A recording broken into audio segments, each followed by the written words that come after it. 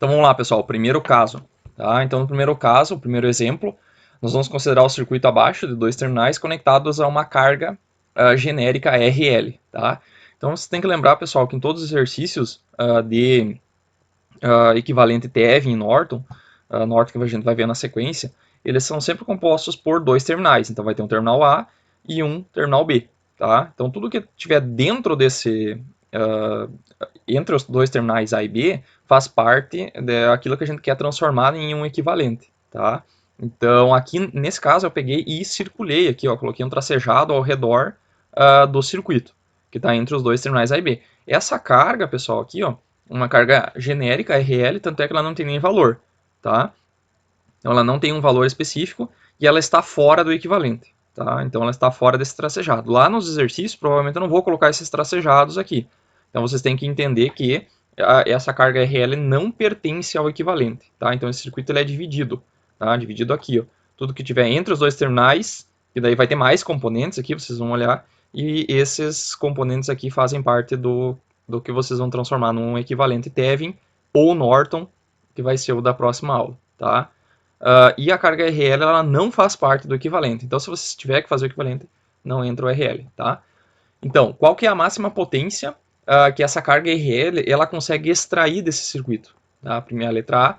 Letra B, qual o valor da resistência RL que extrai essa máxima potência? Qual a máxima corrente que pode eventualmente percorrer a resistência RL? Então, existe um valor específico da resistência que vai chegar na corrente máxima, nunca vai passar desse valor. Qual que é a resistência, então, que produz essa corrente máxima, tá? Então, aqui eu usei algumas palavras diferentes que eu vou colocar nos exercícios lá, porque vocês podem ver, né, em alguma outra prova, em algum outro caso, que seria extrair a máxima potência, tá? Então, é o equivalente a gente falar máxima transferência de potência, tá? É a mesma coisa. Então, vamos lá. Sendo assim, então, a gente precisa encontrar o equivalente Thevenin desse circuito aí para a gente fazer a análise lá da máxima transferência de potência, da máxima corrente, que é baseada no equivalente Thevenin, ok? Então, vamos lá. Lembrando, né, pessoal, que a carga ela não faz parte do equivalente Thevenin, tá? Ela não faz parte. Tem que relembrar bem isso aí, porque muitos vão calcular o equivalente Thevenin entre o terminal A e B e colocam a carga RL. A carga RL não tem nem valor, mas ela poderia ter, mas ela não faz parte do equivalente Thevenin, tá? Tem que frisar bem isso aqui, ó, não faz parte do equivalente Thevenin, tá? Então, o que nós temos que fazer? Nós temos que pegar esse circuito aqui e remover a carga RL, porque ela não faz parte do equivalente Thevenin. Então, ela vai ficar dois terminais A e B aqui. E nós vamos transformar esse circuito aqui composto por 1, 2, 3, 4 componentes em um circuito contendo apenas uma fonte de tensão VTH e um resistor RTH do equivalente Thevenin. Beleza? Então, temos aqueles mesmos passos que a gente viu na última aula. Tá? O primeiro passo, então, pode ser encontrar a tensão VTH. Tá? O que é a tensão VTH? É a tensão de circuito aberto. Tá? Então, eu vou retirar a carga, como eu já fiz antes, e vou vou calcular qual que é a tensão que eu tenho entre os dois terminais A e B. Tá? Essa tensão, que eu chamei de tensão VAB, é a tensão entre os terminais, que ela vai ser igual ao VTH. Tá? Eu não coloquei VTH aqui, por quê? Porque VTH é a tensão do equivalente Thevenin, tá? Eles são de dois circuitos diferentes que possuem a mesma tensão. Tensão de circuito aberto nesse circuito completo é igual àquela tensão lá do equivalente Thevenin, tá? Tem que ficar bem claro. Por isso que eu calculo a VAB e digo que VAB é igual a VTH, tá? Então aqui, pessoal, posso fazer de várias formas diferentes, tá? Tem várias formas de a gente resolver isso aqui. Poderia fazer por malhas, aqui eu teria que fazer uma super malha, né? Se fosse fazer por malhas, né? Porque aqui tem uma fonte de corrente aqui no meio. E depois calcular, por exemplo, aplicar leis de... Poderia calcular o VAB, seria a tensão em cima desse resistor R2, tá? Pode ser por malhas, tanto faz. Acho que por malhas ficaria até bem simples de fazer, tá? Mas eu optei aqui fazer por nós, tá? Por que fazer por nós? Porque aqui, se a gente pegar e dizer que essa tensão VB aqui, ó, a tensão no terminal B, tá? Colocar um terra nesse circuito aqui, ó, e dizer que isso aqui é o 0 volt, por exemplo, tá? Fixei esse cara aqui em 0 volt, seria o equivalente eu vir aqui e colocar um símbolo de terra, que muitos circuitos já têm símbolo de terra, mas aqui não tem. Então seria o equivalente eu aterrar esse cara aqui. Aterrando, eu fixo esse potencial desse terminal em 0 volt, tá? E daí depois eu vou calcular a tensão do terminal A, tá? Que a tensão do terminal A menos a tensão do terminal B, que é 0, vai dar a tensão VAB, ok? Então aqui eu defino como sendo um nó aqui em cima, tá? Lembrando que esse nó aqui, ó, tá, pessoal, e esse nó aqui, ó, eles estão ligados por um fio, tá? É um curto-circuito entre esses dois nós. Então eles, para nós, eles são o mesmo nó, tá? Eles são o mesmo nó, ok? Então tudo isso aqui, o que está aqui em cima, eu vou chamar de VA, tá? Já que tem um terminal A aqui, vou chamar da tensão do terminal A.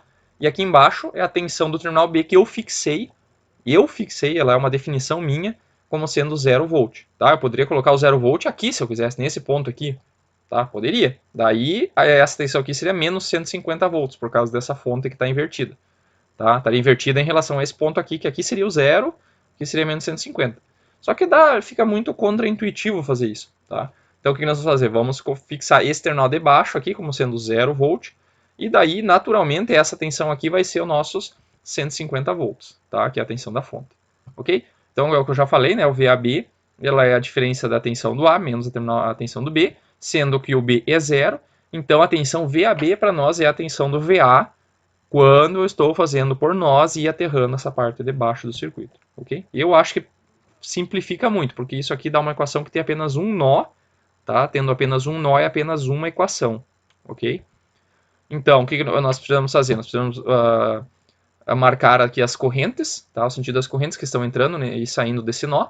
Então, nós temos aqui a corrente R1, o nome a gente dá de acordo com o resistor, se quiserem, né? Eu gosto de chamar mesmo o nome do resistor, então aqui R1, coloquei essa corrente entrando no nó, tenho 5 amperes entrando no nó, e tenho a corrente do resistor 2 saindo do nó, ok? Então fica bem intuitivo assim, beleza? Então eu tenho que saber agora as correntes, esses valores dessas correntes em função desse nó VA aqui que a gente está buscando, tá? Então quanto que é a corrente do IR1?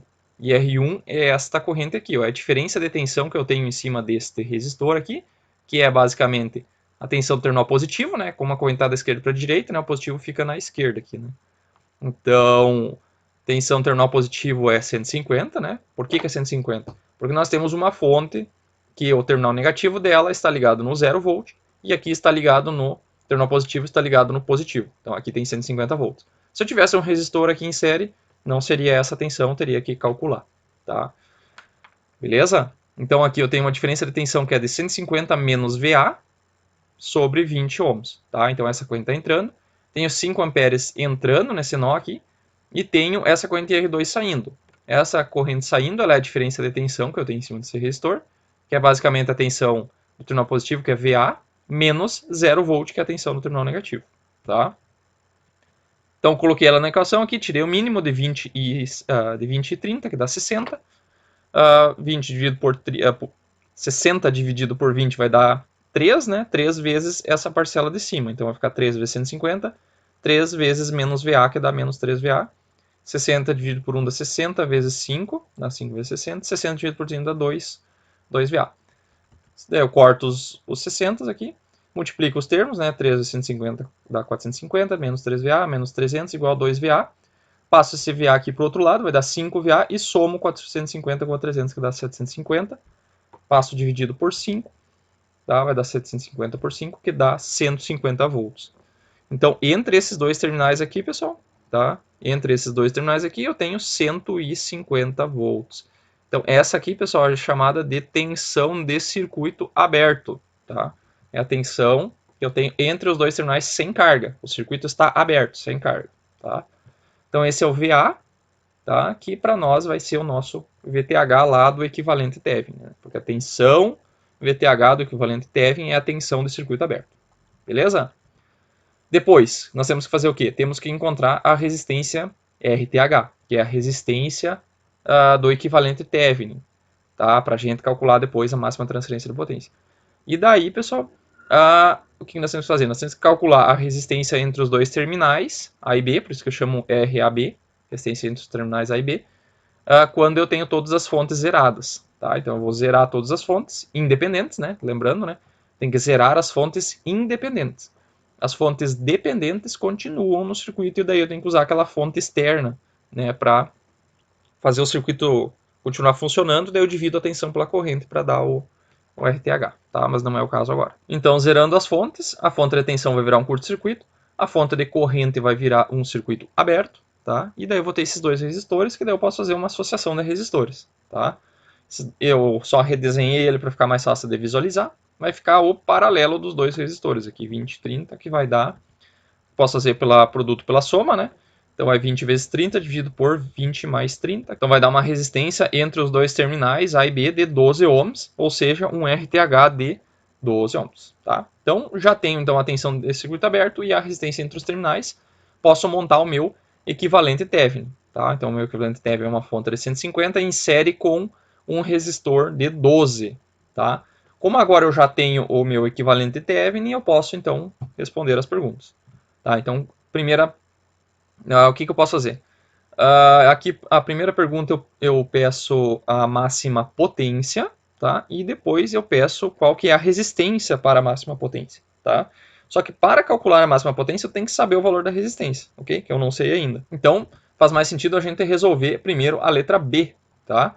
Por quê? Porque a letra B ela baseia naquele resultado que a gente obteve na parte teórica da aula, que foi que para que ocorra a máxima transferência de potência, eu tenho que a minha carga tem que ter a mesma resistência da resistência de Thevenin. Tá? Então, como eu já tenho a resistência de Thevenin de 12 ohms, eu posso igualar as duas e calcular então qual é a minha resistência de carga que extrai a máxima potência do circuito, né? Que transfere a máxima potência para fora do circuito. Tá? Lembrando que o RL está fora do circuito, beleza? Então, primeiro eu respondo a letra B.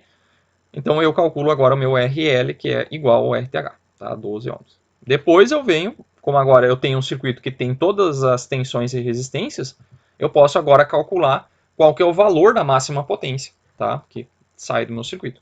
Então eu posso usar, aqui eu posso pegar a fórmula, né? Que eu acho que eu vou usar depois, ou eu posso, não precisa saber nenhuma fórmula, só tem que calcular a potência em RL. A potência em RL, pessoal, é bem simples. Eu posso primeiro pegar e calcular a tensão em cima da RL, tá? Ou seja, a tensão em cima desse resistor aqui.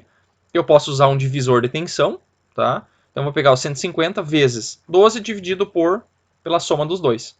Ou seja, isso aqui, ó, pessoal, é a nossa corrente. Tensão dividido pela soma dos dois. Então, vai dar 150 dividido por 24, vai dar a corrente vezes agora esse resistor para dar a tensão RL. Tá? É o divisor de tensão convencional. Então, substituindo, vai dar 75 volts, né? Por quê? Porque as duas resistências são iguais. Tenho 150 volts, vai dar 75 volts, tá? Então, sempre que a potência, isso aqui dá para lembrar, né, que sempre que a potência na carga for a máxima, a tensão sobre a carga será a metade da fonte, tá? Isso aqui a gente já mostrou lá na aula teórica, por que isso acontece. Então, eu posso calcular agora a potência máxima, que vai ser o quê? A tensão ao quadrado sobre RL. Tenho 75 volts ao quadrado sobre 12, então vai dar uma potência de 468,75 watts. Vai ser dissipado em RL. Tá? E essa é a potência máxima que eu tenho na carga. Se eu diminuir a resistência, vai diminuir a potência. Se eu aumentar a resistência, vai diminuir a potência também. Ela está no máximo. Lembrando que aquela curva da potência, pessoal, ela tem um formato assim, né? Onde aqui é o RL e aqui a potência. Tá? Então, nesse ponto aqui, a gente está na potência máxima. Se eu aumentar a resistência RL, eu vou diminuir a potência. Se eu diminuir a resistência, também diminui a potência. Então, aqui é o máximo da potência. Tá? Então, eu posso primeiro calcular a tensão e depois a potência, ou eu posso saber a fórmula de cor, que eu, se quiserem saber de cor, eu não recomendo, que eu também não sei de cor a fórmula, mas é simplesmente a tensão da fonte, né? Agora a tensão da fonte ao quadrado dividido por 4 vezes o RTH. Essa equação aqui ela é bem intuitiva, né, pessoal? Tem um 4 aqui, ó, porque aqui nós também fizemos a tensão ao quadrado. Só que a tensão ao quadrado, a tensão foi dividida por 2. Então, a tensão VTH dividido por 2 elevado ao quadrado dá VTH ao quadrado sobre 4. Por isso que aquele 2 vira um 4, tá? Beleza? Então vai dar a mesma coisa. Então eu posso fazer dos dois jeitos. Eu aconselho fazer pela fórmula de cima, calcula a tensão, depois a potência, que daí não tem erro, tá? Depois, tem que saber qual a máxima corrente que pode ser eventualmente percorrer a resistência RL, qual é a resistência que produz a máxima corrente. Então, para calcular a corrente, eu tenho que saber primeiro a resistência. Então, eu vou fazer primeiro a letra D. Tá? Então, lembrando que a máxima corrente em um circuito sempre acontece quando existe um curto-circuito. Tá? O curto-circuito produz a máxima corrente. Lembrando aquela equação, aquela curva, né, do resuminho da parte teórica final, a corrente, pessoal, ela faz isso aqui, ó, né? Ela sempre diminui quando eu aumento o RL. Então eu estou aqui, ó, estou na resistência igual a zero, eu tenho a máxima corrente. Então, na hora que eu fechar um curto aqui, ó, eu vou ter a máxima corrente. Então, qual que é a resistência que produz a máxima corrente? 0 ohms. Tá? E a corrente máxima, ela vai ser dada pela fonte de tensão, limitada pela resistência interna do equivalente Thevenin, que é de 12 ohms, que é o RTH. Beleza? Então é simplesmente a tensão da fonte dividido por RTH, porque o curto, pessoal, ele é externo ao circuito. Ele é fora do circuito. Aqui eu vou fechar um curto, ó, tá? Então não tem como eu retirar essa resistência RTH do circuito, ela faz parte, tá? Todas aquelas duas resistências, aquela fonte de corrente, aquela fonte de tensão, toda a influência dela tá tudo aqui dentro desses dois caras, dessa fonte de tensão e dessa resistência. Então eu não tenho como alterar o circuito na hora que eu faço um curto. O curto ele é externo ao circuito, tá? Então aquelas resistências lá vão acabar limitando, e o equivalente daquelas resistências é o 12 ohms, tá? Então a corrente máxima é de 12,5 amperes, tá? Beleza? Que é a corrente máxima. Na máxima potência, essa corrente vai estar dividida por 2, né? Lembrando, porque aqui, ó, se a gente vir nesse gráfico, ó, aqui é quando o RL é igual ao RTH, né? Então eu vou ter uma corrente menor na máxima potência, tá? Nesse ponto aqui tem mais corrente, mas por que não tem a máxima potência? Porque a tensão é zero, né? Então se tem zero de tensão, não tem potência. Beleza? Ok, então vamos lá, vamos para o segundo exemplo.